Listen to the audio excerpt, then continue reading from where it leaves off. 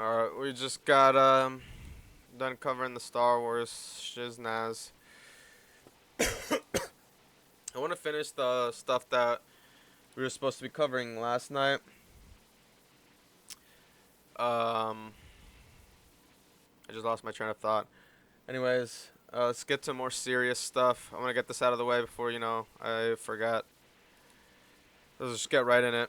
News that's coming in at the moment. YouTuber Jyoti has been arrested. I'm going to try not to cuss here. I did see you guys leaving stuff in the comments about it. My bad. But, yeah, I actually did mention this in one of my other videos about the Chinese spies that were caught in the U.S. And now they're sending spies over to China. So let's see how that goes. Because of espionage activities. This particular YouTuber had shared sensitive information related to India. 6 people have now been arrested in Haryana and Punjab on charges of espionage. Espionage. Information about India. It's a pretty hefty crime. A YouTuber was just Could land you in the arrested gulag. India for spying for Pakistan. And honestly, of course, it's a YouTuber.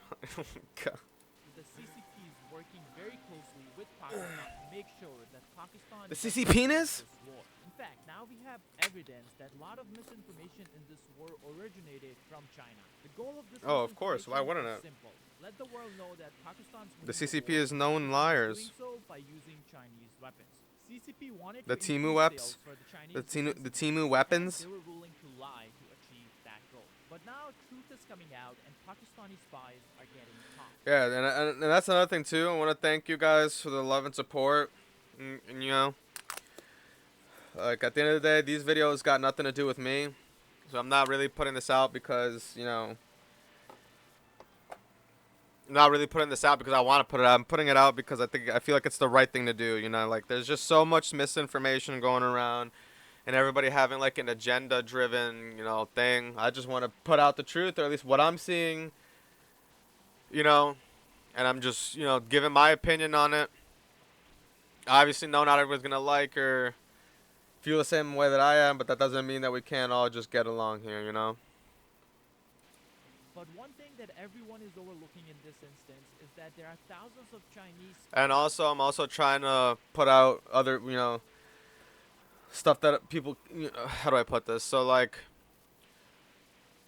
for instance, like, everything that's going on in India right now, like, I want to spread it. Like my friend Nick, who came in here the other.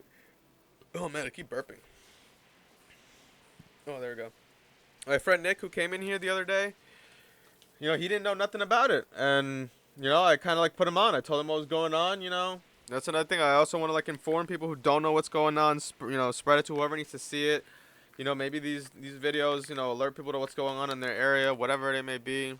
So people who can't spread it on their own terms, here in maybe the their United government's States being that silenced or maybe this is the something. right moment Or their people are being to silenced, before we whatever get it to may that, be. here's more details on the spy caught in India. The Haryana police arrested travel blogger Jyoti Rani, 33 years old, on Friday for allegedly spying for Pakistani intelligence agencies during Operation Sindoor.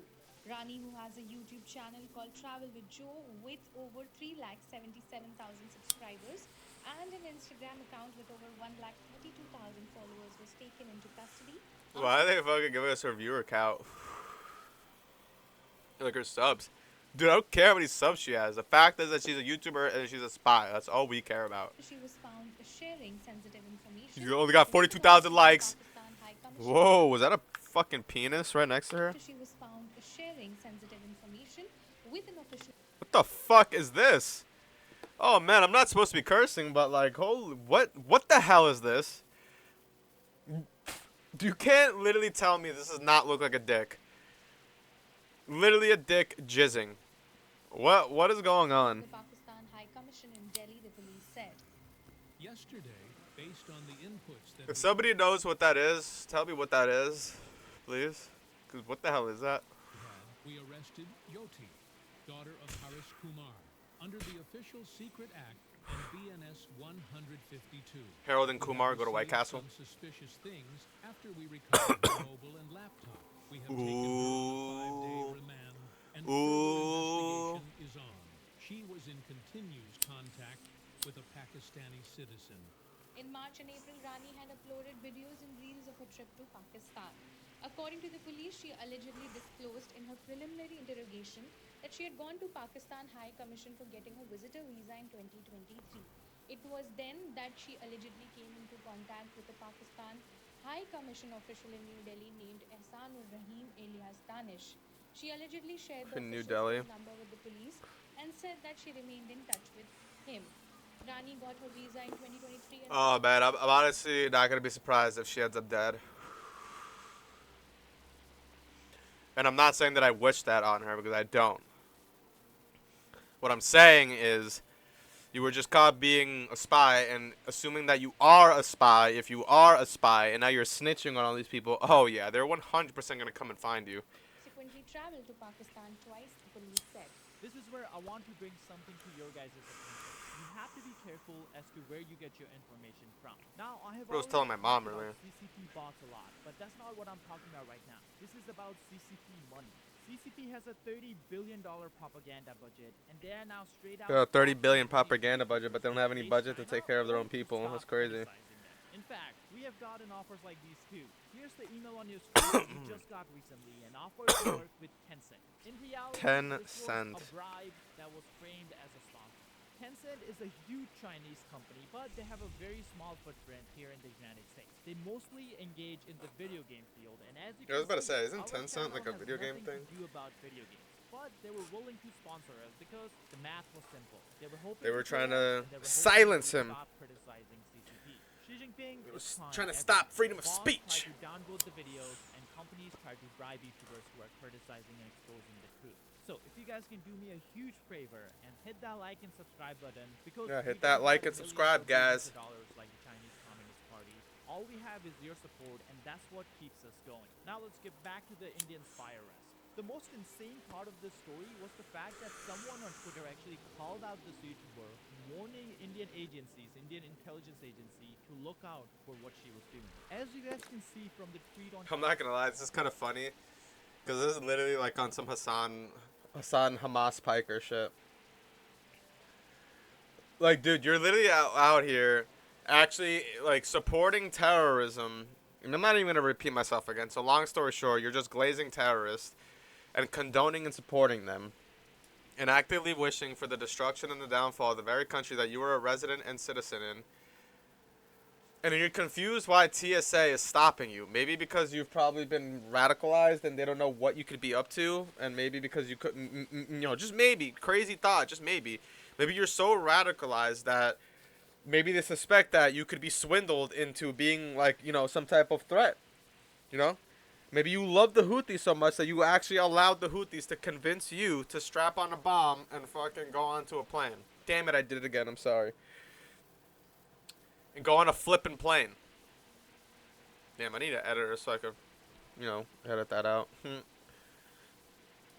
screen. That was posted on May 20th, I don't got money to pay for one right now, so. and the arrest happened almost a year And I'm after also the too ban. dumb to The do it open myself. source Well, intelligence I could figure it out. I'm on just too Twitter is lazy. Really something else.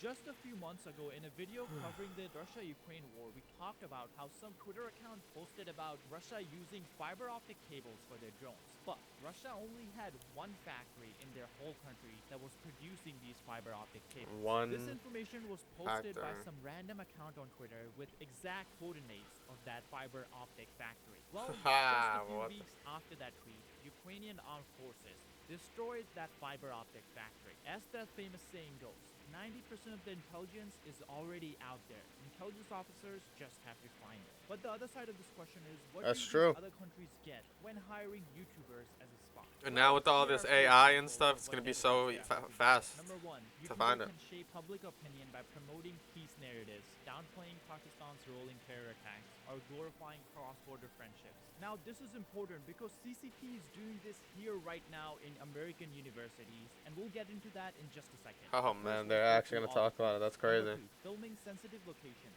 even casual vlogs near military installations, border areas, or strategic infrastructure. Number three, geotagging and metadata. Videos contain Why do you think the government's so against TikTok? Because of that, like that's one of the biggest reasons. Like somebody just casually TikTok, showing a TikTok of like, oh hey dude, look, I'm passing Area 51, or hey look dude, I'm passing this this weird suspicious looking building that you don't really know what it is, but maybe the people in China know what it is, and that's what they've been looking for this whole time. And now you just gave them that crucial information, and if we get attacked, they know exactly where to attack and bomb us. Like, they know exactly how and where to cripple us. It's like, why would you want that here, dude? Like, I'm not, like, screw that. Like, people say, oh yeah, but the government already spies. Okay, dude, it's one thing for Big Brother to spy. It's like, look at it this way. Would you rather have your mom spy on you or your brother spy, like your actual, blood relative, like your actual family, like your immediate? That's not wrong, Matt. Like, would you rather? What's gonna call it? Would you rather, like, for instance, like your older brother or your older sister or your dad spy on you? Or would you rather some complete rando that you have no or would you have some random guy in, like, Australia, be spying on you? I think I'd rather have my brother, dude, or like my sister. That's just me though. Embedded location data, which can reveal patterns or security weakness. Number 4, access to circles. YouTubers can network with other influencers, journalists, or public figures, giving foreign agencies indirect access to a broader community. Number 5, normalizing engagement with enemy states, promoting visits to enemy states, and so on. Number 6, undermining trust in government and army. Number 7, channel monetization. A foreign agency can fund them under the grab of collaboration or sponsorship, using money as a control tool. Now, this is something we have already showed you, and this is where it's so unique and so well thought out. Because think about it, if we were taking money from Tencent and someone asked us, hey, are you taking money from the CCP or the Chinese government to praise them? We could say no, and we would still not be lying. We could say no even under oath in front of Congress, in front of a judge, because technically Tencent is not CCP, and Tencent is only paying us for quote-unquote sponsorship, which in this case would not really be sponsorship because we cannot really promote anything that Tencent wants us to promote. So it's really just free money to do something they want us to do. Now, this is not just Pakistan carrying out operations like this in India. CCP is doing this here in the United States. Here's the report on that. CCP has been recruiting and paying social media influencers all over the world. CCP uses citizens from within their target countries. They send spies who have different passports into every country, which is a target for them. They try to recruit people for jobs via shell companies using LinkedIn. They have used TikTok to run mass influence campaigns on target audience world over. They have been running these operations since a long time, and their internet is highly closed system. They're using infiltration, not invasion. Now, the timing of this arrest in India could not have been perfect, because just 2 weeks before that arrest, we had a spy ring get exposed here in the United States, and you guys will not be able to guess the university. It was Columbia. One Oh, of our Stanford, most really? prestigious I universities. didn't want to say Columbia. The world's most Okay. cutting-edge research goes on, and you can guess why China has a spy ring there. Here's more details. And this should shock no one. So the report came out. It said right now in the United States of America, at one of our universities, there is an organized, orchestrated spy ring. To put this in perspective, when I got here, I said, when I was told that there was a Chinese law in place that required Chinese nationals, including students that come to the United States on visas, and by the way, we take 300,000 Chinese students a year into our universities, there's a law in the books that says they have to provide intelligence gathering and information to the CCP. We also had information in Congress before I even got here that they were Yeah, like people here think that that's like a joke, but it's like for real. Like you, by law, have to do it, and if you don't, they will literally take your parents hostage. Like they will actually take your parents hostage, and literally like there was this one video of this girl in Australia or whatever that like said some negative thing about the CCP, and they literally called her from China. And they literally FaceTimed her and showed her that they had her parents in at least her dad. They had her dad in a holding cell. And they told her that she better take that shit down or, they're going to keep her dad there. And, like, she was, like, freaking out and everything. Like, dude, this isn't America. Like, these people don't mess around. setting up these programs to organize spies and push them into our universities using visas. And when I got here and realized that there was no law stopping the visa program, even though we had that information, I immediately launched a bill that would end visas for Chinese students. Now, nothing against Chinese students that want to learn, but if you have a government that is enlisting them, and not just enlisting them, requiring them by law under penalty to be espionage agents when they get Yeah. here, We cannot keep Like, it's inviting pretty foolish to expect these kids to, just be like, oh yeah, I'm gonna go against my country and risk everything just to, be on the good side of America and, go to school here. No, like, the average person is gonna reluctantly, give in. So knowing that, why would we keep giving visas to these kids? Like, it's not, like, obviously we know that they're not doing it because they want to. At least the majority of them. them into our nation. And so But it's like, what are you gonna do?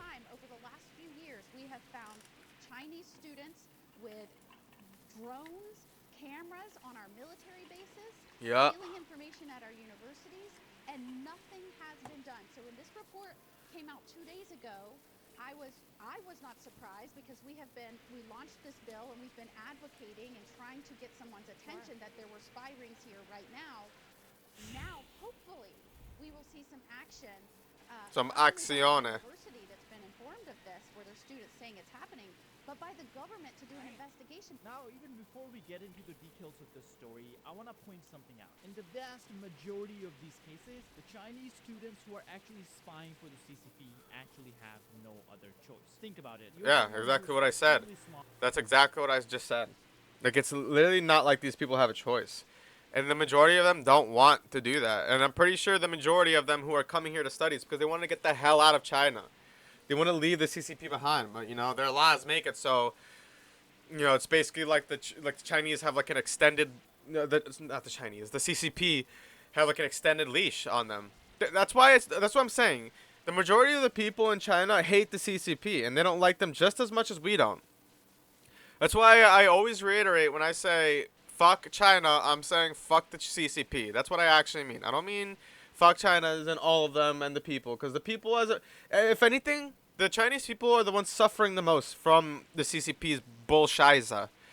So, I don't know. Mark, you studied very hard through middle school, high school, and you finally get accepted to a U.S. university. You think you have made it in life. You can finally study at a well-respected university and hopefully get out of China. Well, this is when Then Xi Jinping, comes around. just, They want you to yeah. sign a loyalty pledge before you leave the country. Basically, Loyalty promising pledge. that you will not criticize or betray the party. On top of that, on this loyalty pledge, it's not just your signature. You need a guarantor, someone who's staying guarantor. behind in China and is guaranteeing that you will not betray this party. This person is usually Basically a hostage. They're basically signing you a waiver that, you acknowledge that they have a hostage here if you try to do anything funny. That's what in layman terms you're signing. a family member, a father, Yep. mother, something like that. Then CCP tells you what you need to do exactly. Let me explain how this process usually goes. You see, every 5 years, Xi Jinping makes a list of industries that China is lacking in. This could be AI, this could be quantum computing, this could be engineering, anything. And then the party tells these foreign students that, hey, when you get to the US university, when you get to Stanford, let's say, for example,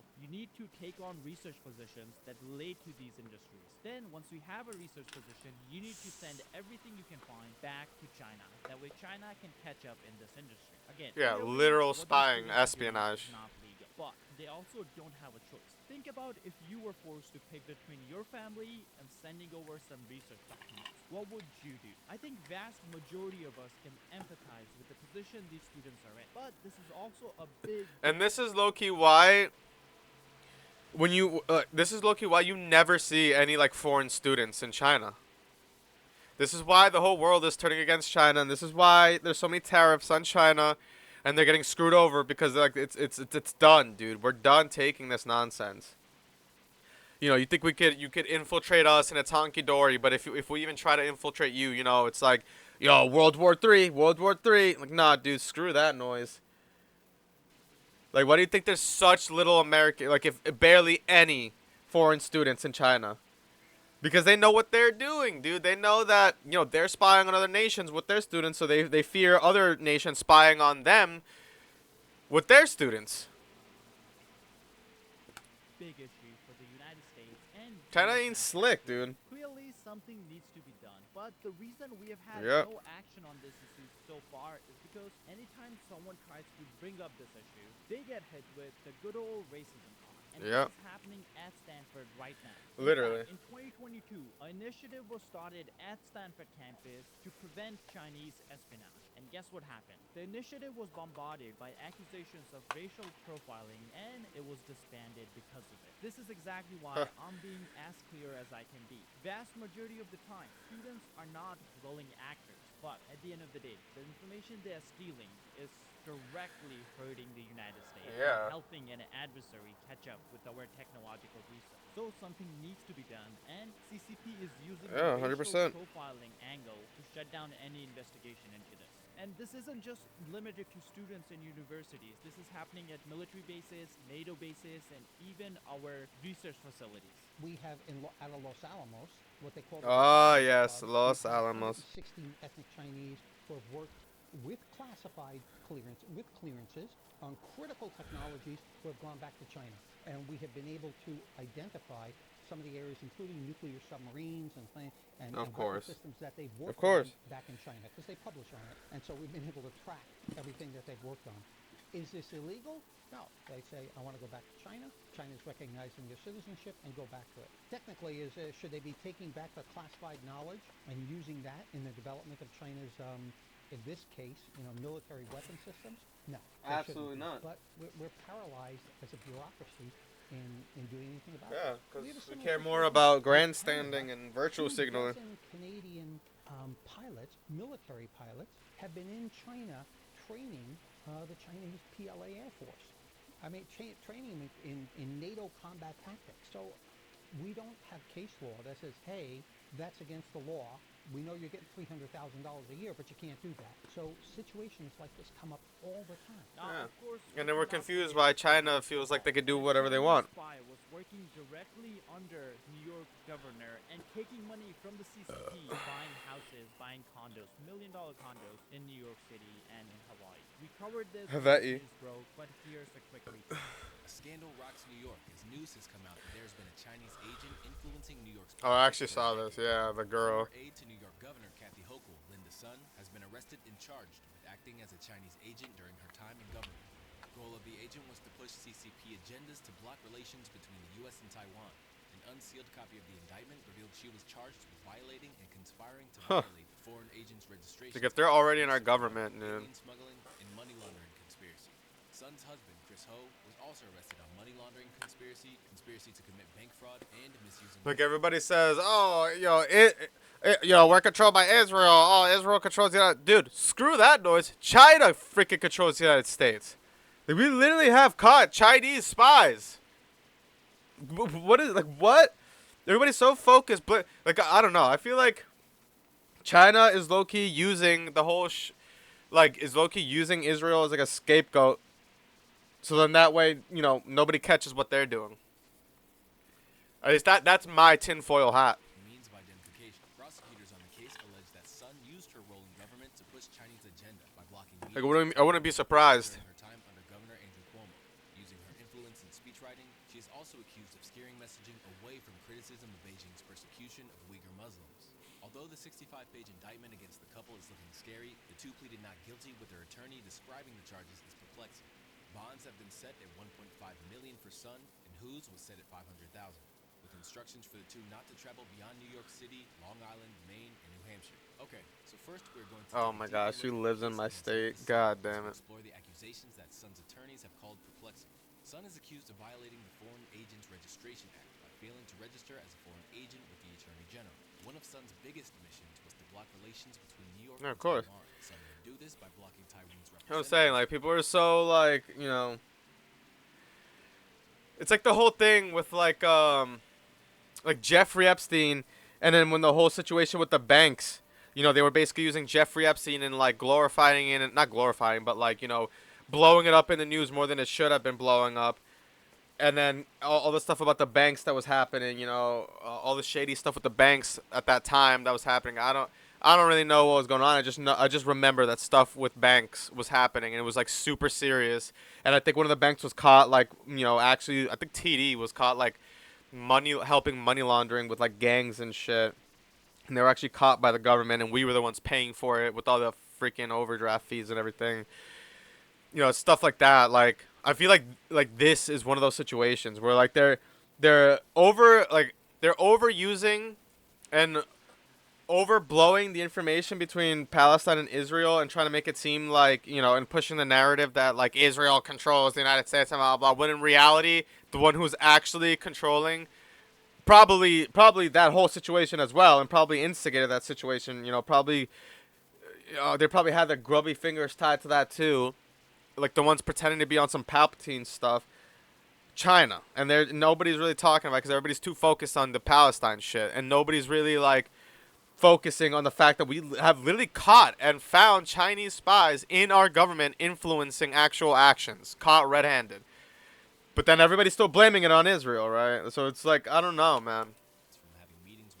Like, I don't doubt that, you know, obviously we have some influence from Israel, and like, I'm not doubting it. Don't start with but like none of them freaking said that, you know, none of them said that they're against Israel. Like all of them said that they're literally Israel supporters. Like blah, blah, blah. None of them said like, you know, if they're putting America first before Israel. Like I don't care about that shit. I'm talking about like straight up caught espionage. You know, like doing stuff. Oh man, like I'm not gonna explain this crap. Example of such an incident is in 2019 when she was informed during a banquet invitation that the Taiwanese president was supposed to visit New York City. She quickly alerted one of Beijing's officials, saying, "I sent you an email, just an FYI. I already blocked it." In a bid to control and push the Chinese agenda, Sun allegedly obtained unauthorized official New York State proclamations for Chinese government representatives and arranged meetings between CCP government delegations and New York officials.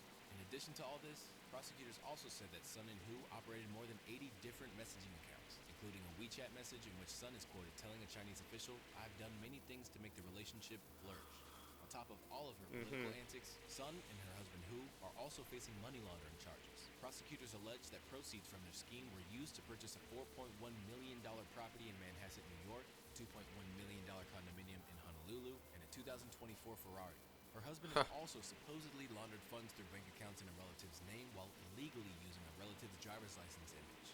Next on the list are charges of visa fraud and alien smuggling, with claims that she provided fake invitation letters from New York State officers' offices to allow Chinese government officials to enter the United States. These letters work as immigration documents and assisted foreign citizens in entering the country unlawfully. As if all of this was not enough, the indictment also contains incriminating evidence of Sun's alleged communications with Chinese officials. In one incident, she secretly included a Chinese official in a New York State government conference call about the COVID-19 response in efforts to combat hate crimes against Asian Americans. She was not doing all these things for free, and the indictment has evidence that she received financial and Was she economic like Paula benefits. Chevalier Sun incident? allegedly received travel benefits, promotion for her friends' businesses, and employment for her cousin in China. To sweeten the deal a little more, she received exclusive tickets to popular events, including a performance of the Guangzhou Ballet at Lincoln Center and the Chinese National Traditional Orchestra at Carnegie Hall. The deals also benefited her husband Hu, who received millions of dollars to facilitate his business in China. On top of all of these favors, Sun also received Nanjing-style salted ducks prepared by a high-ranking What the hell? government official's personal chef who delivered them to her parents' home. This may seem unimportant and strange to note if you do not have the Chinese context. The popular dish is a traditional meal from the region of Nanjing with a unique flavor and a special preservation method. It is a delicacy, and its recipe dates back to the 14th century. Oh, yeah? It must have been to make. Receiving this as a part of the favors shows how closely tied Sun was with the Chinese government official. Yeah, Evidence shows what? that Like the first delivery personally. of 6 ducks was made So from one of her basically, long story short, in layman's terms, she like got this DoorDash to her house from China. That's actually wild. July 28th, 2021, and 6 more were delivered on November 23rd, 2021. All in all, Sun and her husband became rich from the work they did on behalf of the Chinese government. United States Attorney Breon Peace stated that the illicit scheme enriched the defendant's family to the tune of millions of dollars. YouTube just dropped a mind-boggling announcement. It is paying creators That's crazy. We got freaking spies in here. This is gonna be a long ass video. Where have all the people gone? And millions of beggars Where who have unexpectedly all the vanished despite people the gone? CCP's to admit the Where has my record country gone? I'm proud to be an American, where at least I know I'm free. population decline, it has become a widely recognized fact. Now, the population is shrinking, causing a shudder through the suggesting that China's population decreased by 150 to 200 million people from 2020 to 2023. Population growth in China is over, and hoping that China's economy doesn't topple as well. We've all heard it a million times. A China million has zenny. 1.4 billion people. But what if we told you that this is a complete myth? A massive, shameless lie. What if China's real population might just be a quarter or even less of this actual number? And what's worse, the Chinese Communist Party has been lying about it for years, hiding the truth from the world, and even from their own people. This isn't just some wild theory, folks, as the cracks are showing, and the numbers just don't add up. Today, we're diving deep into what could very well be one of the biggest cover-ups in modern history, and learn all about China's fake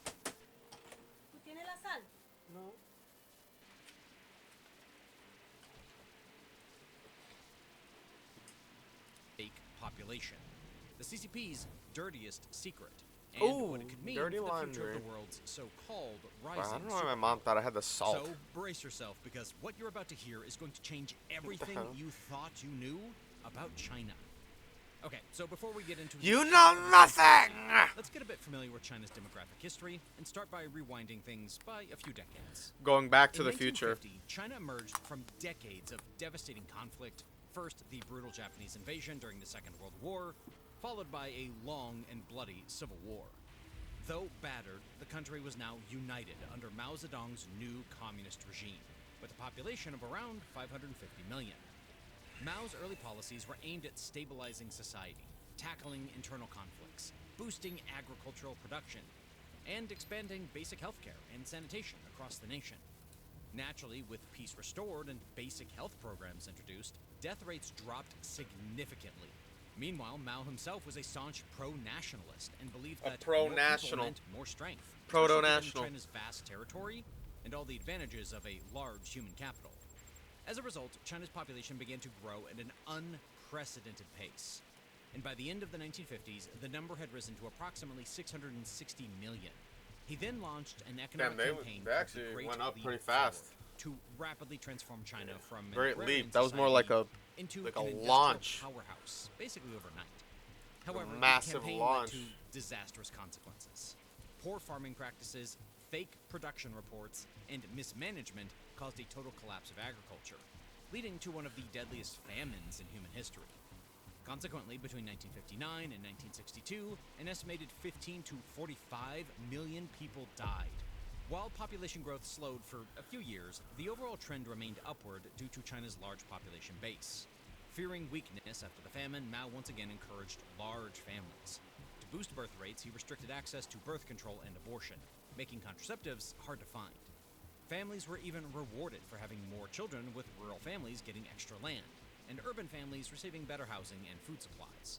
To fan the movement even further, propaganda too played an important role, as they portrayed Guys that love their large families propaganda, are but then again, who ideal and doesn't? even What country patriotic. doesn't love their The propaganda? effort paid off as fertility rates spiked sky high, touching 5 to 6 children per woman, meaning on average every Chinese woman gave birth to 5 or 6 babies. Oh my god. So by the early 1970s, China's population had ballooned to approximately 850 million. All them The babies. fertility rate touched an all-time high of 6.3 births per woman.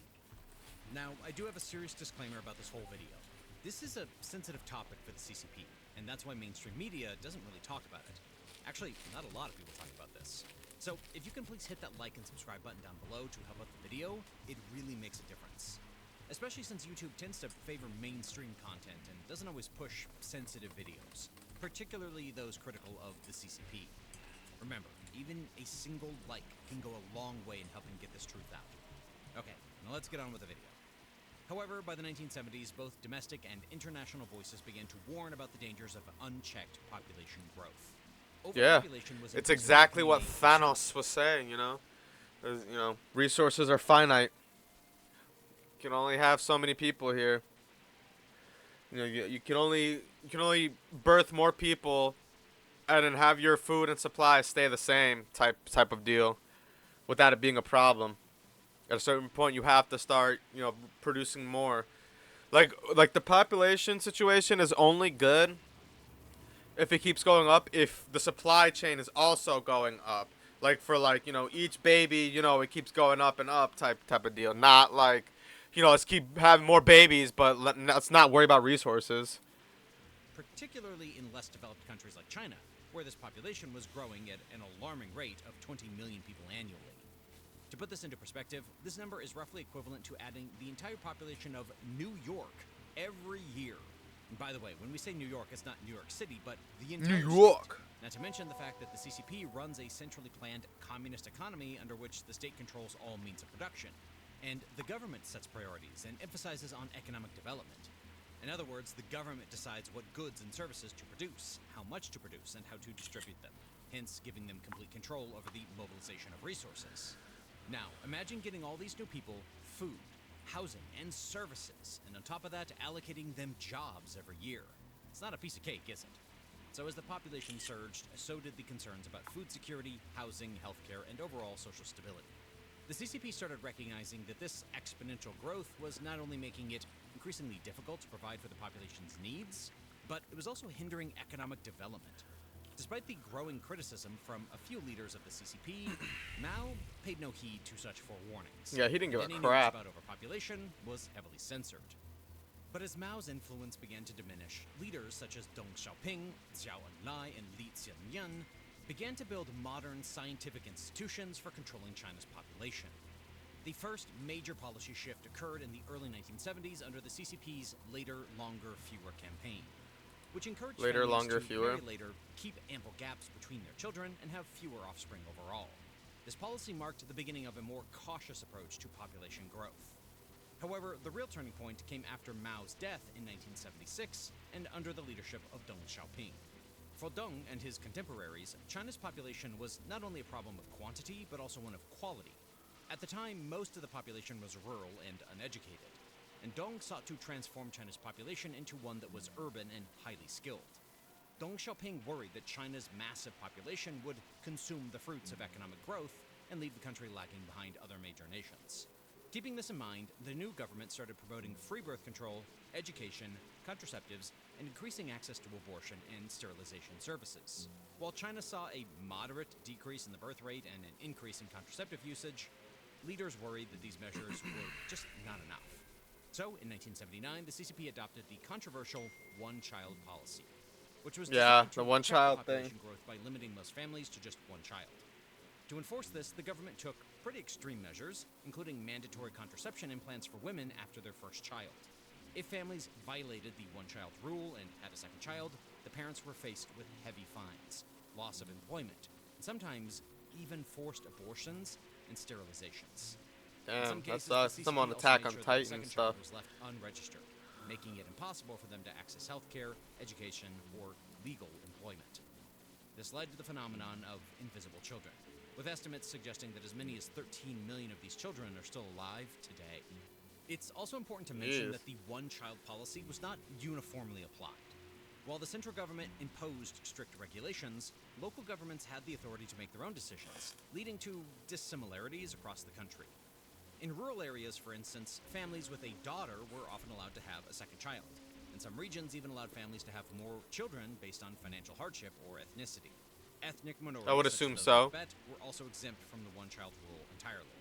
Not to mention that China's Well, population yeah, that's still because they grew don't in really absolute have numbers children due to the like population that to begin momentum with. of the 1950s So that's and good. 60s, as many women were already of childbearing age. So, by 1982, during the first major national census after the Cultural Revolution, China's population had reached over 1 billion people. However, despite all these Wowzer. things, the policy did successfully slow the previous exponential rate of population growth, with the Chinese government claiming it prevented 400 million births in total. With fewer people, resources like education, healthcare, and jobs were also spread among a smaller population, helping Yep. raise per capita income, and thus giving a boost Resources, to the man. It's economy. all about the resources. Also, the families had fewer children to support, so they could save and invest more, which further fueled economic development. But it also caused some big problems. One such issue was the gender imbalance, as more boys than girls were being born due to son preference and sex-selective abortions. As a result, there are millions more men than women in China today. Another problem was that of the aging population. As fewer young people being born, there are not enough workers and not enough people to take care of the elderly. Plus, the 4-to-1 family structure became common, in which one child had to support 2 parents and 4 grandparents, which is quite a huge burden. But perhaps the most significant impact was the sharp decline in fertility rates among Chinese women, dropping from an average of 6 children per woman in the 1970s to 2.7 by 1980, and continuing to fall in the years that followed. By 1991, the fertility rate in China finally fell to 1.9, which is below the replacement level of 2.1. You see, as per the United Nations assessment, the ideal total fertility rate required for any country to maintain its population from decline or any collapse in the future is 2.1 births per woman. In simple terms, it is the Births level of per fertility woman. at which a population exactly replaces itself from one generation to the next. So in the 1990s, people began calling for the one-child policy to be relaxed. The main goal of stability had already been achieved, and when the policy was first introduced, it was described as only a temporary measure. Plus, China's economy was improving in the 90s thanks to free market reforms, so there was no urgent need to limit the population anymore. Yet, the CCP Damn, it looks pretty continued cool. to maintain the one-child Like the policy, background, citing concerns environment. over resource allocation, food supply, and housing, as well as the growing pressure to create millions of new jobs annually. Long story short, the inevitable happened, and by the end of the decade, China's fertility rate fell to a historic low of 1.5 children per woman. While this was considered a positive development in terms of resource distribution and per capita income, it planted the seeds for the demographic problem that China would face in the coming decades. As the 21st century unfolded, China's demographic landscape shifted dramatically. Life expectancy increased, healthcare improved, and the large population of children born during the baby boom years of the 1950s and the 1960s began to age. By 2020, the median age of the Chinese population had risen to 38, a huge contrast to the youthful median age of just 18 in 1970. This demographic shift placed increasing pressure on the workforce, as the number of young people entering the labor market decreased significantly, while the elderly population continued to grow.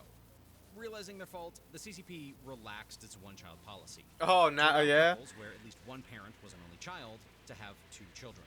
Then in 2016, the policy was fully abolished, and the government officially implemented a 2-child policy. This policy shift resulted in a temporary increase in the fertility rate, which peaked at 1.8 in 2017.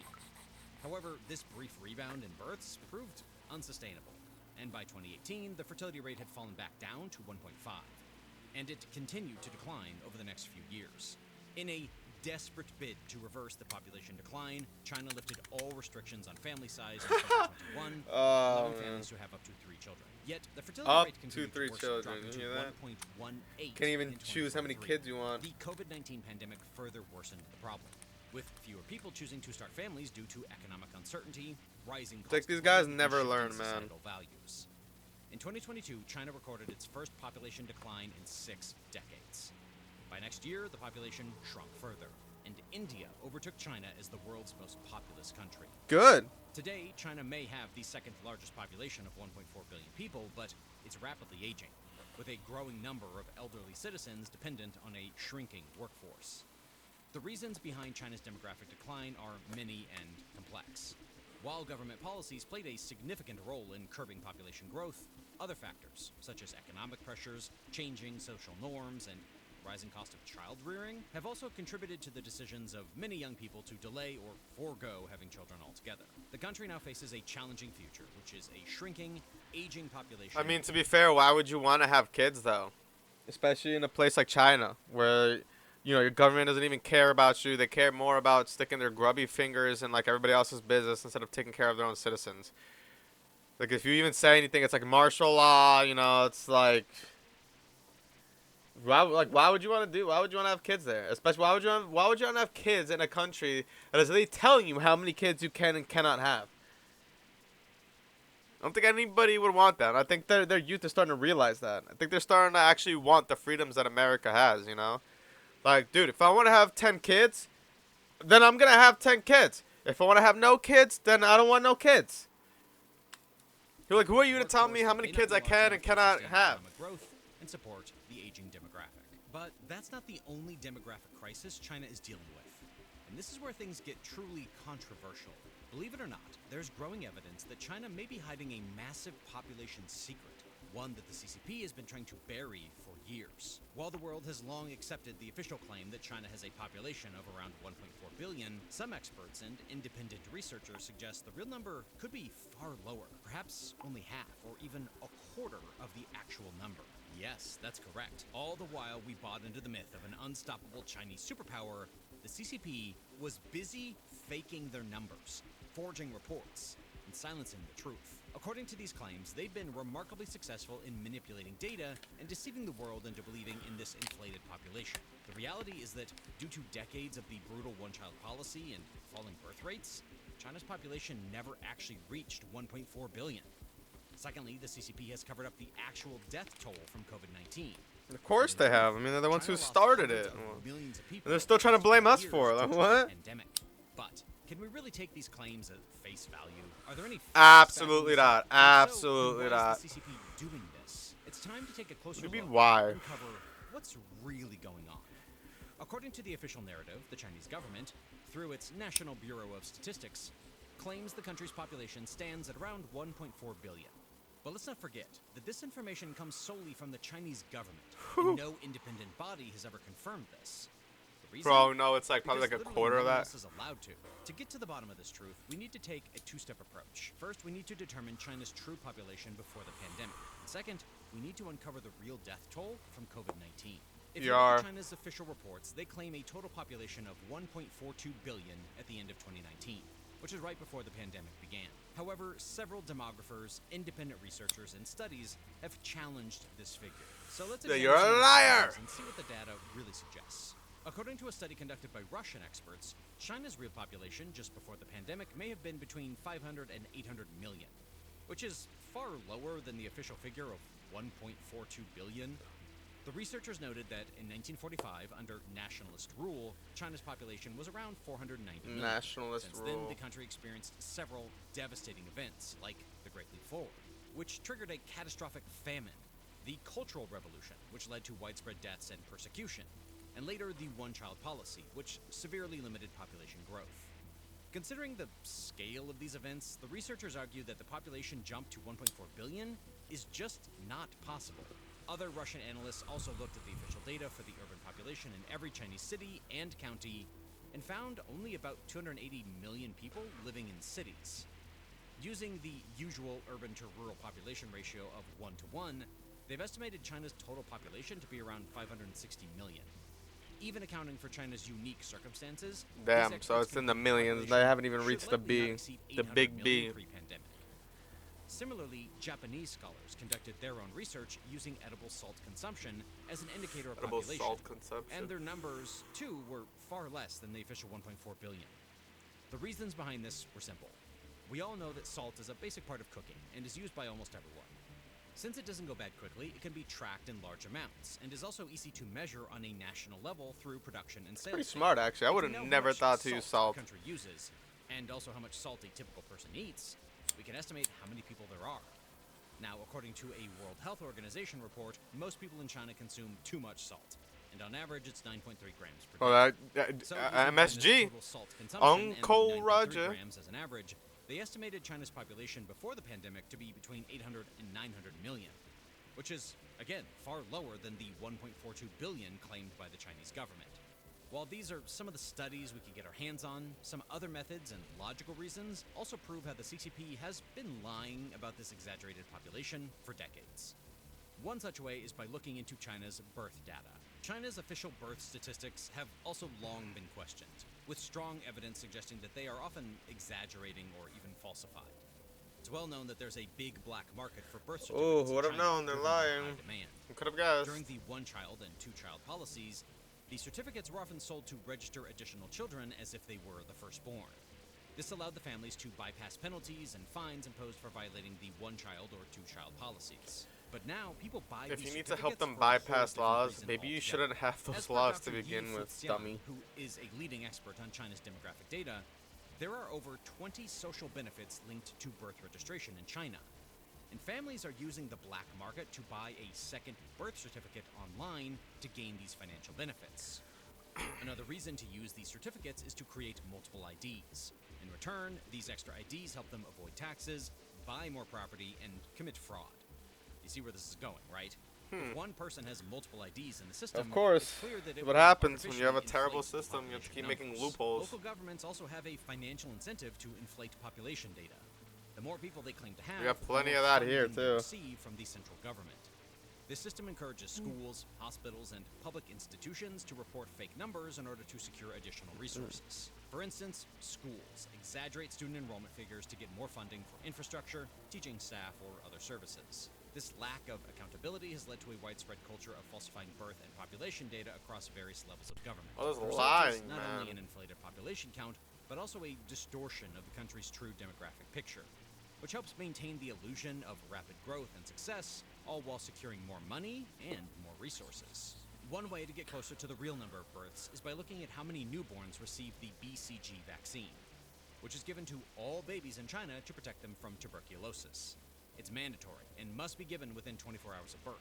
So the number of BCG shots is a 24 pretty hours good of estimate birth. how many babies are actually born. The BCG vaccine in China comes in 0.5 milliliter bottles, and each baby needs only 0.1 milliliters, meaning one bottle could technically vaccinate up to 5 babies. But in practice, the vaccine requires refrigeration, and once the bottle is open, it needs to be used within 24 hours.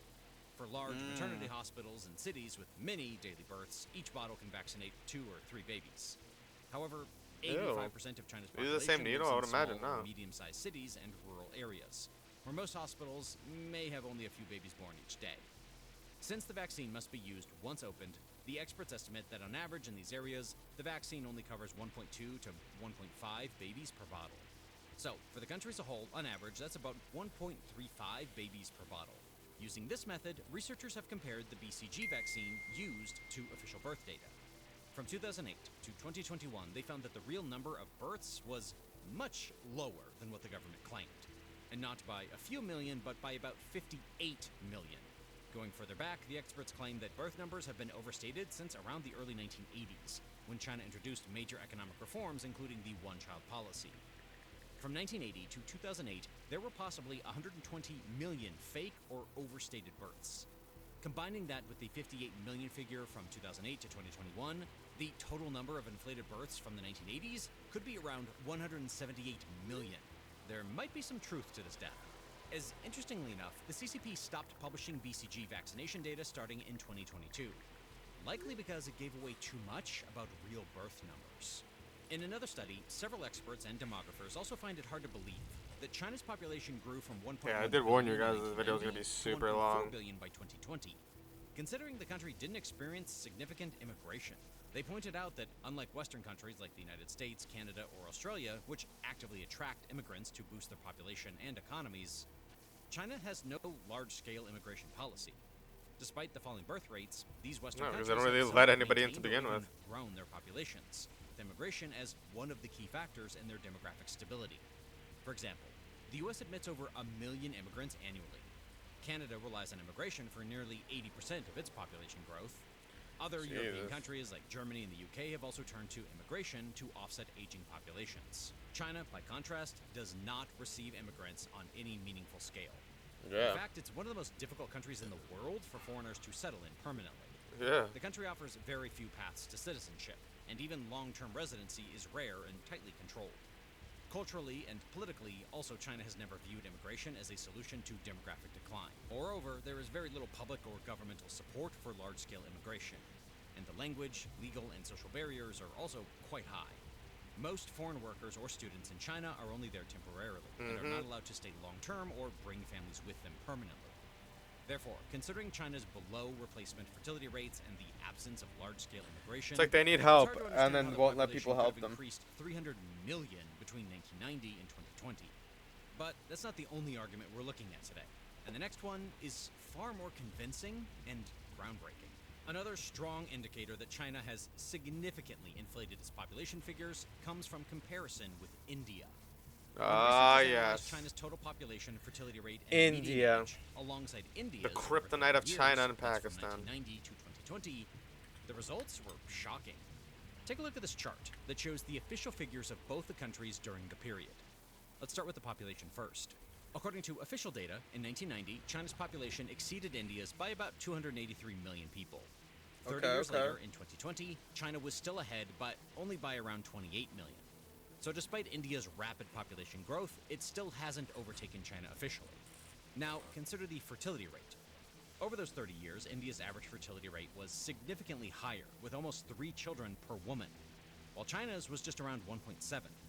That means Indian families had nearly twice as many children on average as Chinese families over the same period. We also need to look at median age, which gives us insight into how populations are aging. In 1990, both China and India were considered young countries, as China's median age was around 24 and India's was around 20.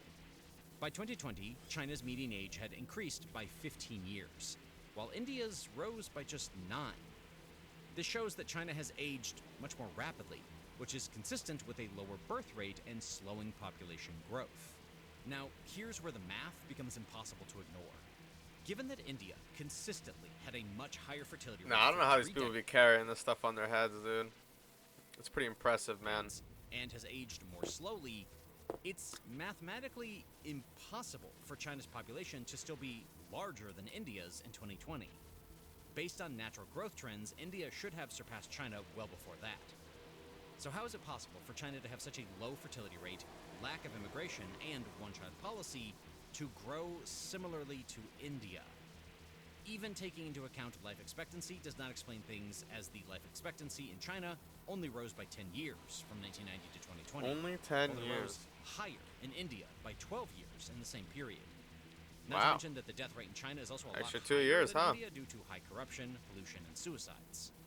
Based on these calculations, when researchers did the math to determine what the actual projected China total population should be in 2020, they found the number to be just 900 million, and not 1.4 billion, showing that China had shown a discrepancy of at least 600 million.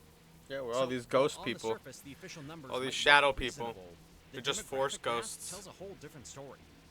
Intuitively and logically, we can clearly see that something doesn't add up, and the real numbers are likely Are much like counting? lower Are they than what counting the mannequins and shit as people too? So, taking all these different studies into account, Russian estimates of 500 No to wonder. 800 million, Japanese findings of 800 to 900 million, and India-based demographic comparisons that suggest not more than 900 million, I think we can fairly say that the number most likely falls between 6 and 900 million. Based on this range, a balanced and conservative estimate by demographers places China's actual population at around 800 million, just before the COVID-19 pandemic. Now that we've addressed the first question, let's move on to the second and answer how many people in China actually lost their lives during the pandemic. Oh God, here we Again, go. by the official numbers, the government claims that in China, the country where COVID originated, the total death toll for the entire pandemic was just 83,000 people. That's one estimate. On the other hand, if we go to the World Health Organization page, the total death toll is roughly 122,000. That's another. According to a report published by an American think tank, the actual death toll should be somewhere between at least 2 million, with estimates ranging up to 3.5 million. And just like these, there are many more estimates 5 out there. milli. But what if we told you that the true death toll is none of the above, and it is a total Bum of more bum than 400 bum. million? Find out next time on Yes, Dragon you Ball heard us, Z. and we agree. That's a shocking number. To fully comprehend what Wait, you heard us, and we wait, agree, what'd he say? toll is none of the above, and it is a total of more than 400 million people. What was the original? But what if we told you somewhere between at least 2 million, with estimates ranging up to 3.5? Whoa, whoa, whoa, whoa, dude. Whoa! Yo! What the fuck, dude? Burn my house to the ground! My family's dead! What do I do? What? Yo, that's not even like... Dude, that's not even like an accounting error. You can't even say that's like a... Oh, sorry, that's like an accounting error. I hit the wrong button. Like, yo, what are you talking about? Do you hear this crap? Like, I had to use meme sounds for this shit, dude. Do you hear this crap? Like, yo. Like, my brain is just like...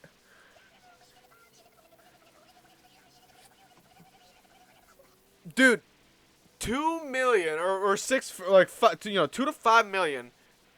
That's like an accounting error. That's like, oops, I hit the wrong button. Oops, my mistake. Whatever, I believe you. 500 milli, bro. 500 milli. Holy crap, 5 million. And just like these, dude. That's like 2 million. Is like a city type shit. I'm pretty sure, like a town, like a city. Maybe, yeah, like a town, city. Maybe even like a state, depending what state you're in. 500 like million, dude. That could almost be like a country, brother. Like that could probably be like one of the world's smallest countries. The second one, like I'm pretty sure there are countries that have smaller, countries that have smaller populations than that, and are still considered countries. Like, yo, 500 mil. There are many more estimates out there. Damn. I told you that the true death toll is none of the above. Like, And it bro. is a total of more than 400 million people. Yes, you heard us, and we agree. That's a shocking number. 500 million. To fully comprehend what 400 million looks like, that's roughly the entire population of the United States plus 60-something million. Imagine that. And no, it's not a cheap trick to get more views by sensationalizing the topic, as this is something covered by not one, not two, but several news forums, and has been making waves on social media. We know that the Chinese Authority will never give us clear answers to how many people Of course, actually why would died they? in China due to the COVID-19 pandemic. The CCP has been busy covering up the truth. Like, this is probably where Pakistan gets all like their, you know, their ways of handling things. You know, like telling us to check Instagram if we want proof, and then when we check Instagram and show them that they're wrong, they're saying that it's fabricated. So it's like, bro, you won't show us anything. Fucking denying shit that is literally in our faces, you know. Saying that they don't be harboring terrorists. Meanwhile, we literally bomb one structure and we find like it filled with terrorists. And you want to play, you want to act like you don't know nothing about it. Like now I see where Pakistan gets all of that from, dude. It's probably from China. You know, they're buddies, right? The outbreak since it began in Wuhan at the end of 2019. And to this day, the actual death toll in China remains a mystery. In 2020, they claimed that only 3,000 people died from COVID in all of China, when many crematoriums reported that they alone were each burning 2,000 bodies every day. Jeez. Chinese doctors were also asked to avoid listing COVID as a death cause, and those who do mysteriously end up dead. Moreover, the CCP also stopped releasing any COVID stats from December of 2022 after they ended their strict zero COVID policy, which led to a massive outbreak. Shortly after, China's Civil Affairs Department, too, stopped releasing funeral and cremation statistics, and as of today, this data still hasn't been resumed. Since late of last year, a new outbreak has been spreading across China. It's probably still once again, going on. overwhelming hospitals and funeral services. However, state media and social media are censoring the information, downplaying it as a mere flu. But can a country really downplay the death of more than 400 million of its citizens and lie outright to the world about it? Well, in most cases, the answer is no, as it's just not possible to hide a lie of such a magnitude. However, when it comes to countries like I don't doubt that it, like, you know, I don't doubt, like, again, I'm not a scientist or what our doctors, so I don't doubt that it probably is just a flu, but that's probably, you know, the version that we had it over here, because I would imagine that, you know, the original COVID, you know, strain or the original COVID virus that originated in Wuhan, China, I imagine that was like the strongest one. So obviously it would be killing more people because it was more potent. But I feel like as it transferred and got spread to more people, and then eventually, you know, countries and, you know, got to here, I feel like it got weaker and weaker. I mean, obviously, don't get me wrong, it still killed people here, but I feel like the people that it killed here were people that, you know, that could have already died to a flu because they were already weak to begin with. even North Korea, anything is possible. But I feel like that death count of 500 million would actually be like factual. I feel like it could actually be true. Like, especially if you, like, you know, kind of like rationally think about it too. Like, you know, the virus was probably strongest there in the you know, the place of origin, you know, duh. So I would imagine that the most casualties would have arisen from that erected from that location, you know. Countries have little to no transparency or accountability for that matter.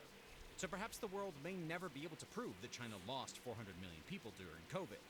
However, we do have some circumstantial evidence that this could be the case, and the first is the country's history itself. Going back a few decades, let's take another CCP leader and one of the world's deadliest dictators, Mao Zedong, for example. During his regime in the 1950s, he is reported to have made Mao several statements Zedong. indicating a willingness to accept massive Chinese casualties in pursuit of the party's revolutionary goals. One such statement was, "We are prepared to sacrifice 300 million Chinese for the victory of the world revolution." And Yeah, you hear this guy? Dude, you never, like, that's why countries like this never win. Because a good leader should never be prepared to sacrifice his people. A good leader does what they can to avoid having to sacrifice his people and avoid having to go to war. A good leader, you know, like tries to avoid that. And when it's time to fight, they lead their people into battle. They're the first ones on the battlefield. Not like, oh yeah, we're prepared to sacrifice to other people. I sit behind a desk in my office in a nice like a palace, or whatever, or luxury mansion, while these other soldiers are dying, and I'm not doing like, bro, stop it. In another speech, he said, "When there is not enough to eat, people starve to death. It is better to let half of the people die so that the other half can eat their fill." You hear this guy? Instead of just trying to find some way to feed everybody, just trying to get more resources, he'd rather just let the other half starve. Like, what are you talking about? Then, between 1958 and 1962, Oh my because God. of his economic plan, the Great Leap Forward, a massive famine happened in China that claimed the life of some 30 to 45 million people, with some reliable data suggesting that the number could be even as high as 70 million. But as per the official Chinese sources, released after Mao's death, it suggested that only 16.5 million people died in the Great Leap Forward. According to historians, the Chinese Communist Party went to great lengths to systematically cover up the true death toll and largely blame the famine on natural disasters, rather than acknowledging it as a result of policy failures. Moreover, they did the same with another campaign of Mao's called the Cultural Revolution. As per the CCP, only a few 100,000 people were killed. But various scholars and leaked internal data suggest that during this so-called purification of China, the numbers were surely in the millions, and going as high as 8 million. What we're trying to say is that the CCP has, time and time again, shown how little regard it has for its citizens' lives, and how likely this claim of 400 million people dying in COVID could actually be true. To determine how much, let's analyze some evidence and theories proposed by researchers.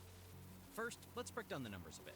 If you think about what 400 million deaths looks like across 3 years, that is from early 2020 to the end of 2022, considering when the pandemic was at its peak, that's an average of over 300,000 deaths per day. Now, China has more than 2,800 counties, so per county, that's roughly 107 deaths per day. This doesn't seem like a high number, especially when those 107 are further spread across many towns and villages. Another factor to keep in mind is that rural China has less access to healthcare, and deaths in those regions are often underreported. Plus, most burials in those areas happen quietly underground. Of course For they a second, do. let's just believe that today China has a population of 1.4 billion as it claims. Naturally, there would be a much larger population living in big urban areas such as Beijing and Shanghai than in rural areas. On average, 10 million Chinese die every year. So in the past 5 years, that is from 2020 to 2024, the total death count should be roughly 50.8 million. But major cities like Beijing, Shanghai, or Guangzhou should still appear crowded, just like cities in the US like San Francisco, LA, New York, or Chicago, where urban life is quite busy. So for someone living in those cities, it should be visually hard to sense any kind of population drop. However, the opposite is happening in China. Take a look at these videos from major Chinese cities taken during the Chinese New Year period, which is apparently the busiest time of year, and here I actually wouldn't mind going to one of these, a Chinese New Year thing. This looks crazy. This looks cool. Like I wouldn't mind rolling up a nice backwood and smoking a toke and just seeing all these dragons and stuff. That'd be pretty sweat. But I know I'd probably get freaking arrested. For like, as soon as they see that backwood getting rolled. Have you noticed that this year, fewer and fewer people are in Beijing? Normally, after the new year, there's a big wave of people returning to the city. But this year, a lot of rental properties remain vacant, and the streets are noticeably quieter. Have you also noticed that there are fewer native Beijingers in Beijing? There are barely any in most workplaces. So where have the 8 million native Beijingers gone? This is the current state of the capital city. This place here, when I used to do business, it was a busy 3-way intersection. Jeez. This road was always packed during rush hour. Look at it now. It's past 5 o'clock. This and kind of looks like New York during COVID when there was literally nobody in the city, like, or driving anywhere. Like, you would go out and it was just like a ghost town. It was so eerie. hardly anyone is around. This used to be a must-pass route during rush hour. There used to be crowds of people and bumper-to-bumper traffic. And now it's just empty. No hustle and bustle at all. First, let me ask if any of you are in Shanghai or often go there. Do you get the feeling that there are fewer people in Shanghai too? The nightlife seems quieter than before, less of that bustling energy. Why do I feel this way? I went to Shanghai for a business trip. A classmate took me out for dinner at Langsing Restaurant in the White Magnolia Plaza in North Bund. Maybe it was a weekday around 6, but the occupancy rate was only about 50%, and the entire mall felt empty. I used to travel to Shanghai frequently, so compared to before, there's definitely less foot traffic now, whether it's on the streets or in the malls. Even though the holidays are over, it still feels like people are missing. Have you noticed fewer people in the subways, malls, and even the busiest pedestrian streets?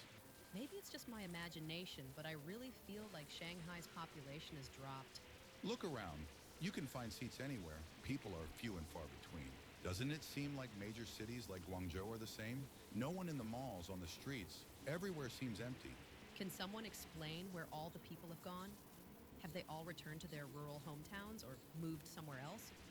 I've been working in loans in Guangzhou for a long time, and I feel like there are fewer and fewer. I don't know. I kind of find it strange though that nobody knows where anybody is gone. You know, like just nobody knows. Nobody. You know, nobody has like a relative or something. You know that they're like, hey, dude, where'd you go, man? Like, where are you going? You're moving back? All right, dude. Like nobody has like family that's dipped out and knows where the rest of the people gone. No. I find that very strange. It was just disappearing basically, and nobody. City, but I have no idea where they went. Just look. This area used to be packed with people, shoulder to shoulder. Now it's desolate. The streets are empty, the malls are empty, even the open plazas are deserted. Street vendors just sit and stare at each other. No business at all. There are fewer and fewer workers too. I thought it was just our city, but I never expected other cities to be the same. I've asked around. Shanghai, Yangzhou, Nantong, Wuxi, Changzhou all have fewer and fewer migrant workers. So where have they all gone? Where did everyone disappear to? In a country of Probably went 1.4 back home. billion people, Jinan has 9 million residents. But the streets are empty, the shops are empty. Where did the people go? Do you feel like Zhuhai has fewer people too? Look at the shopping malls, empty. Did she say Streets, Zhuhai? empty. Gongbei and Zhuhai used to be packed with people. Now it's deserted. Can someone explain where everyone went? I've been in Wuhan these past few years, and I feel like it's getting Oh emptier, man, too. I would The not want to go to Guangzhou Wuhan. roundabout used to be so packed that you couldn't get on a bus. You had to crawl through train windows. Now buses are practically empty. Where has everyone gone? Suddenly I realized a scary problem. We all know that cities empty out during Chinese New Year, but even my cousin in the countryside said their village is empty too. It's all quiet and deserted. Whoa, okay, that's okay. Now that's starting to, that's why I was saying, because maybe they went to the countryside or something, and maybe they have family. Like I don't know, maybe keep it. But damn, so everybody's just disappearing. Period. Even from the countryside, that's actually insane. They're just vanishing, on some like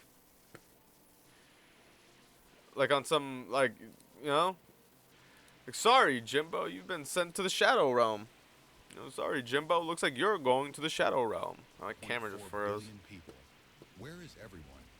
Have you noticed that when China had only 1.2 billion people, everywhere was lively and bustling? In the countryside, you'd see kids running and playing everywhere, by the fields, rivers, reservoirs. It was full of life.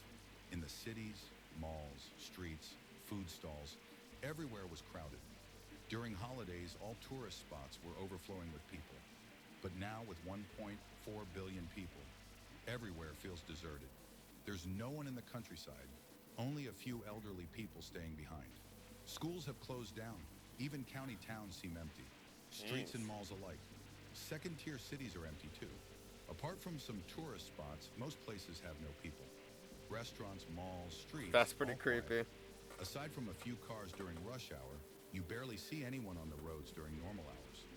Even super-tier cities like Beijing and Shanghai feel empty.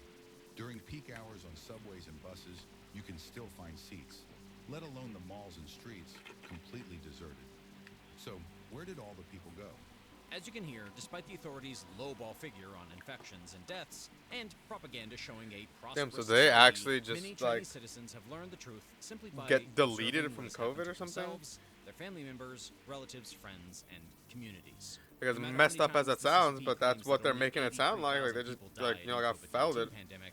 These videos from Chinese citizens, the ghost cities, empty streets, and abandoned buildings tell us a whole different story. Additionally, there have been numerous reports and videos showing long lines at crematoriums in China, indicating a significant increase in deaths. Take Shanghai, for example. After China lifted its zero-COVID policy, which ultimately led to the biggest surge, the cremation services in Shanghai that used to operate for 8 hours a day were changed to run 24 hours a day, and that too, 7 days a week. Also, the time it normally took to process a body, which was about 4 days, was increased to over 16 days. While the official number says that only 17 people died during this massive surge, several locals reported on social media and confirmed that the number was much more severe, with at least 6,000 people dying every day. Such was the extent that the authorities even had to repurpose seafood cold storage units to hold corpses, as shown in one of these leaked videos. Similar videos coming from Beijing paint an even darker picture. According to official figures, only 7 deaths were reported in the capital during the entire first month after the lockdown was lifted. A number that stands in stark contrast to what was being recorded by several Beijing citizens. The sight of overflowing hospital morgues, body bags lining the hallways, and dozens of containers filled with bodies arriving daily is more than enough evidence to show how openly the CCP hides the truth from the rest of the world. Another report says that the mortuaries and funeral homes in Beijing were overwhelmed, with several weeks-long backlogs of bodies awaiting cremation. To confirm this news, see this leaked video from a Beijing funeral worker who said that the Beijing funeral home was so overwhelmed with bodies that they couldn't be stored inside and had to be stacked outside, waiting in line for cremation.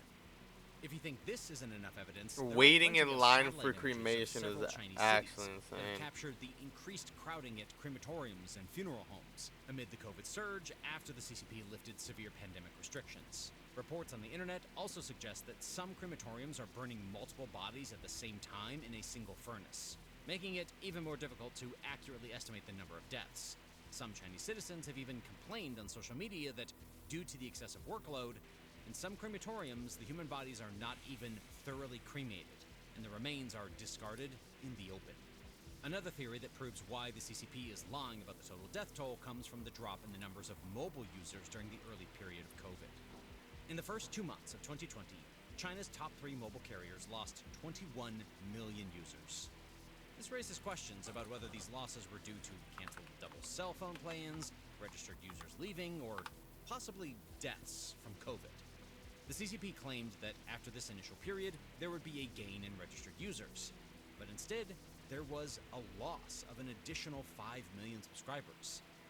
Don't you think it's curious how 21 million people in a country just stopped using their cellular service within 2 months? That's While all this fucking, yeah, that's clearly points to crazy. the vast scale of COVID-related deaths in China, independent researchers and demographers have also produced estimates 5 based on million, publicly yeah. available data to better understand the true impact.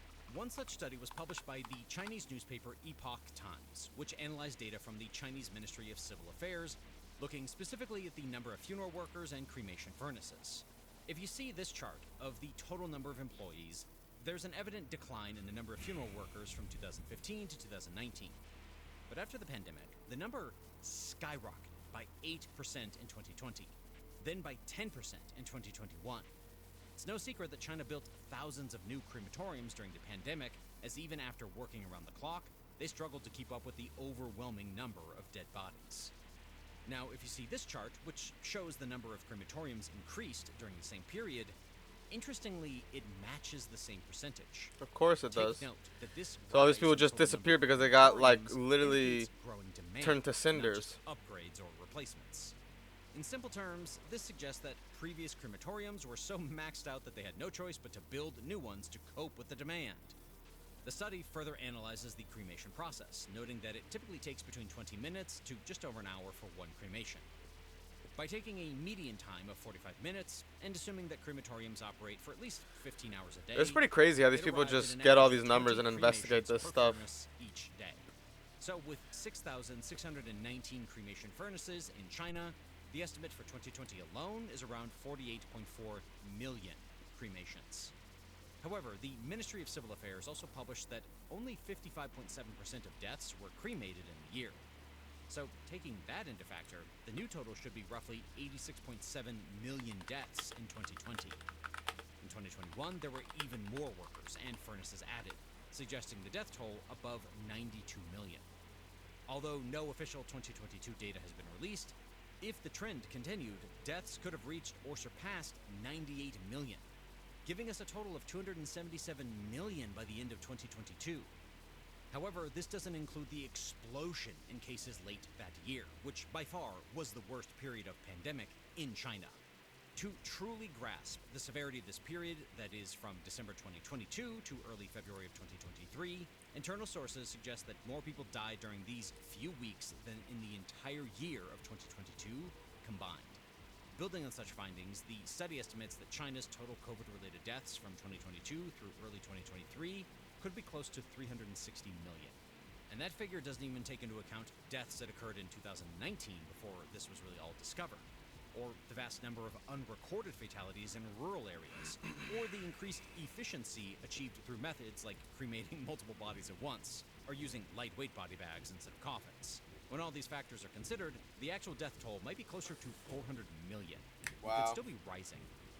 Supporting this possibility is a massive 2022 data leak, where a hacker claimed to have accessed information from the Shanghai Police Department, including personal details of nearly 1 billion Chinese citizens. Later, security researchers confirmed that about 970 million individuals were listed, raising questions about the real population size. Reportedly, it was hacked from a national database. So if China indeed once had 1.4 billion people and a national database was hacked, then what about the missing 400 million? And isn't it shocking how it perfectly aligns with the estimated death toll? Separately, a World Health Organization employee has also conducted his own analysis and, based on his findings, believes that China's total death from COVID was indeed more than 400 million. As per his findings, before the pandemic, the Chinese Ministry of Civil Affairs reported about 10 million deaths annually, the highest number of deaths occurring in winter. However, after COVID surfaced, sources inside the Funeral Services Department revealed that during the pandemic, the workload increased by roughly 8 to 10 times. He also points out that this dramatic spike reflects only urban deaths handled by official funeral services, and many rural deaths were not counted in these statistics. In China, cremation is the norm, but it's costly. Wealthier families may buy burial plots, while rural families unable to afford formal services often bury their dead locally and outside any official record. So the funeral industry's surge reflects only part of the story, as it misses a significant number of countryside deaths. Based on the evidence, he calculated China averaged around 7 million deaths per month during the first 3 years of COVID-19. That is from early 2020 through the end of 2022. That would mean around 252 million people died during that initial period. Then came another massive wave after China abruptly ended its zero COVID policy at the end of 2022. So from late 2022 to early 2023, he estimates another 120 million deaths, which is supported by some internal data from the Beijing Police Department. He also said that another 15 million deaths should be added to the early months of COVID in 2020 because of the big surge in deaths at the start. So if you add all these numbers, we get a total of 422 million deaths due to COVID. So if China indeed had a population of roughly 800 million before the pandemic, this would leave just over 350 million people alive today, according to his estimates. But remember, that's just data till 2023. There were mass casualties in 2024, and even this year, people are still dying. So the real number could be even higher, possibly reaching 500 million. Coincidentally, this also lines up with a statement made in early 2023 by Master Li Hongzhi. Li is the founder of Falun Gong, a spiritual movement that emerged in China in the early 1990s, combining meditation and moral teachings. Though initially allowed, it faced severe persecution starting in 1999 when the CCP launched a campaign to eradicate it, viewing it as a threat to its authority and social stability. As per Li, more than 400 million people in China have died of COVID, and the total death toll will reach 500 million by the time this wave of positive cases ends. Keep this in mind. When we compared both death toll estimates, the funeral data suggested around 400 million, and the WHO worker estimating approximately 422 million, it implies that if China's population was around 800 million before the pandemic, the current population could realistically be between 350 to 400 million people.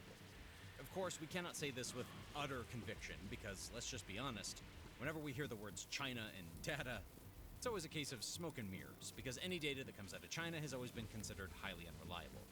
And hey, what else can we expect from a country where democracy, transparency, and freedom of the press holds little to no value? So perhaps China has only roughly 400 million people left, or perhaps it's a bit more. But one thing's for sure, neither it has 1.4 billion people, nor were there only 83,000 people who died in COVID. Call it a conspiracy theory, fake news, or anti-CCP agenda, but we cannot ignore the logic and the math. Fake news! Birth rate It's inflation all over time, fake Chinese news! citizens raising concerns, ghost cities, COVID death videos, deleted cell phone accounts. What more? I'm not gonna lie, when I first clicked on this video, I thought that whole ghost city stuff was gonna be like, you know, I wouldn't say like nonsense, but I thought it was gonna be like a little exaggerated, but like, damn, yo, it's just actually just gone. They just like got vanished from COVID. What more proof are we really waiting for? The CCP admitting it? We all know that in a million years that will never happen. However, all this information does raise the question that why is the CCP lying about its true population? And not just from the world, but from its own citizens. Perhaps these reasons will clear things up.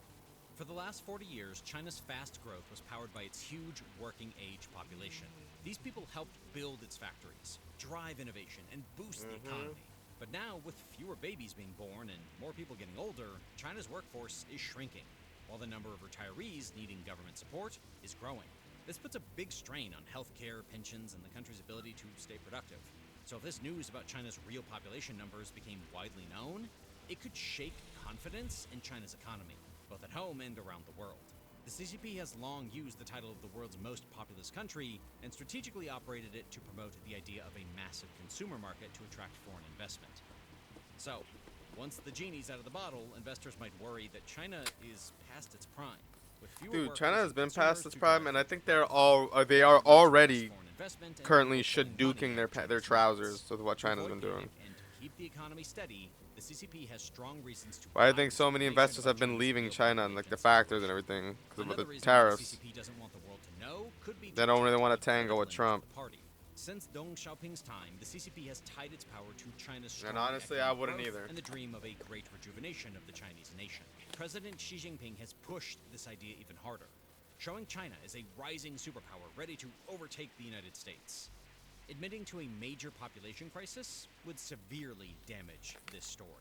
It could show that some of China's old policies, especially the one-child policy, were big mistakes that are now causing serious problems. So if the government openly talked about these failures, it would weaken the image of the CCP as a perfect, all-knowing leader, something the party works very hard to protect. Besides economic and political problems, a shrinking population also brings big social risks. Young people in China are already under a lot of pressure with high living costs, tough job competition, and the heavy responsibility of taking care of both their parents and their grandparents. God forbid if people fully realized just how serious the population crisis is. It would make them even more worried about the future.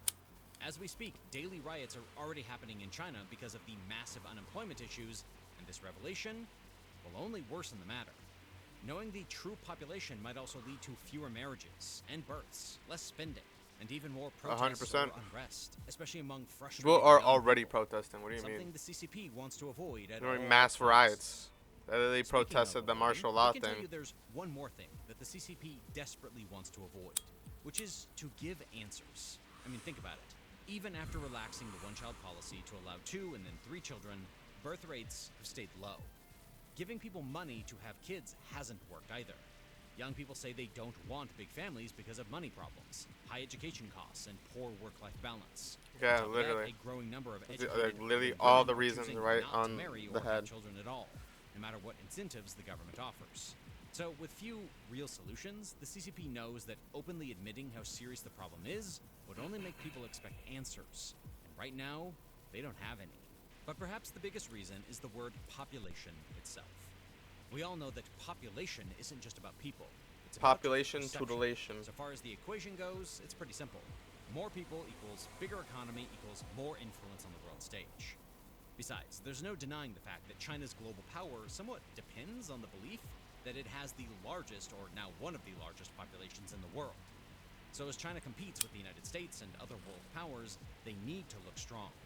Admitting they have a population problem of this Well, yeah, extent you would be can't be caught impossible, lying and which shit, could because hurt now them in you trade could be talks, seen military you're weak. matters, and their efforts to gain influence around the world. Like, you don't even know what you're talking about. So the CCP needs to keep the image of a powerful, growing country, especially as it tries to to be honest, I expand don't its think they do. reach through big projects like the Belt and Road Initiative, its work in Africa, and its actions in places like the South China Sea and Taiwan.